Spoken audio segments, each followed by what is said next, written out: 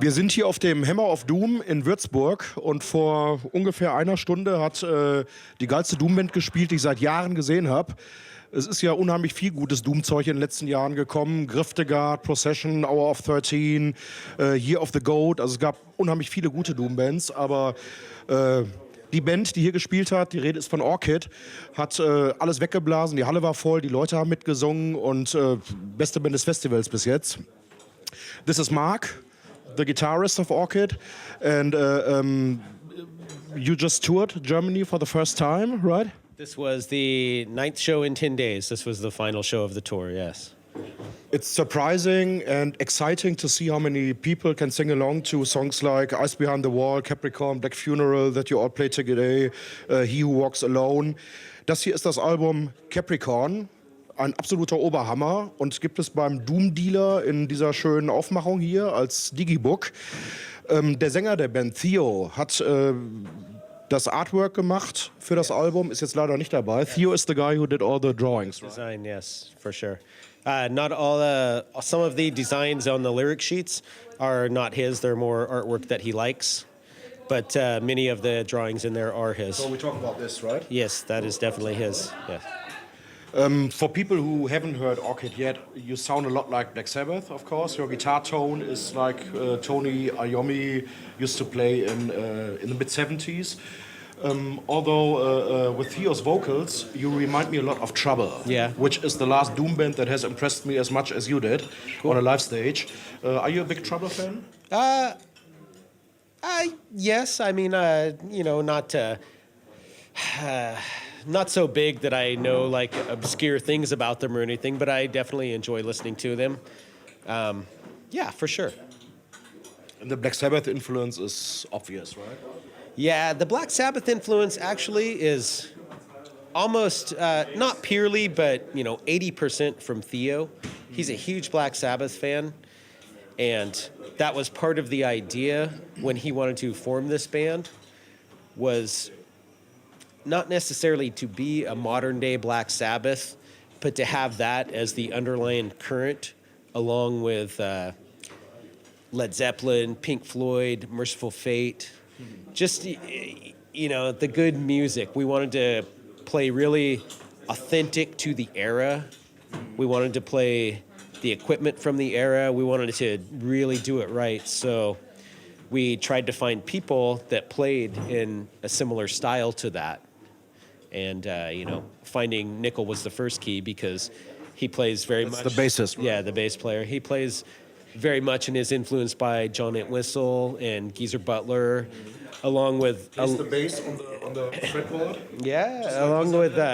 he's really knowledgeable about jazz and blues, and that was one of the keys, too. We wanted to, like, not use strictly Black Sabbath and things from that era as the influence, but we wanted to be influenced by what they were influenced by as well to try to make an authentic sound. So I grew up huge Led Zeppelin guy. Jimmy Page was always the guy that I wanted to be. So that translates really well to what we're doing. I can play the same style that I've always played in our music, and it fits right in, you know. And, you know, you can say Tony Iommi and this and that, but for me, it's like I grew up wanting to be Jimmy Page, Ritchie Blackmore, Michael Schenker, just all the great guitarists of that era, you know. I've always been into that, and that's my sound, and that's like why Theo wanted me in the band, you know. Where can you buy boots like these? Show him if you can. I believe these are Italian. Pretty cool.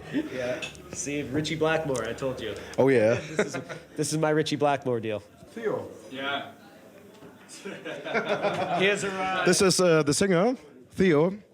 Just grab a seat. Grab a seat. We were looking for him, but he was nowhere.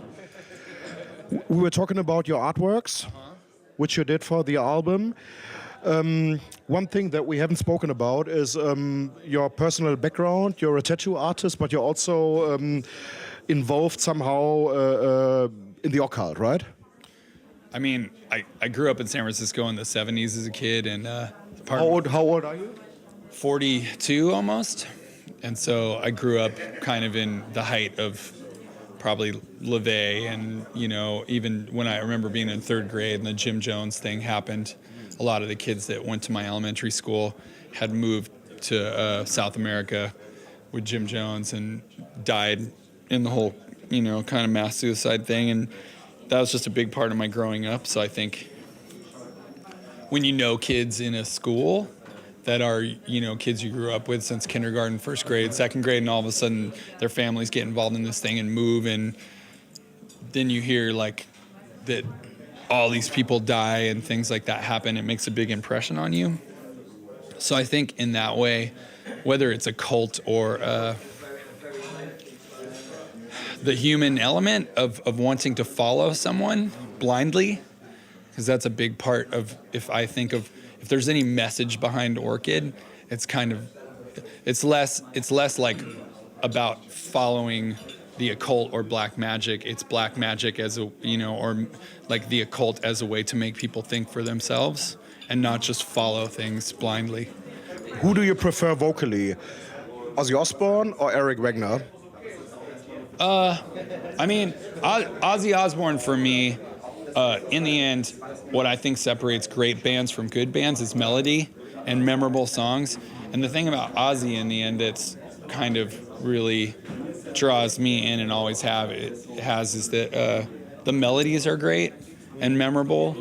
And he's a special person. I mean, Ozzy grew up on the Beatles, and that's what he was passionate about. He wasn't setting out to be some evil guy or. I grew up on all kinds of music. My mom, San Francisco in the 60s and 70s. And so what attracted me to Ozzy in the end was his musicality and the fact that Sabbath songs have such memorable melodies and they're anthems, and everyone has a special, they kind of take, like your stuff, yeah, I mean, that's what we were setting out for. Every song kind of paints a picture for you and takes you somewhere, and that's what really is sweet about Ozzy to me. And there's a kind of vulnerability, like Ozzy always had a good kind of vulnerable quality to his voice where it felt like he was exposing himself to you. And the combination somehow of him and Geezer Butler writing the lyrics, it's interesting. He's like empathic in that way because he could interpret those words even though they might not have been his own and really put this feeling behind them. That's a really special relationship. Thanks a lot. It was an experience. Yeah, it was nice. Great. Thank you.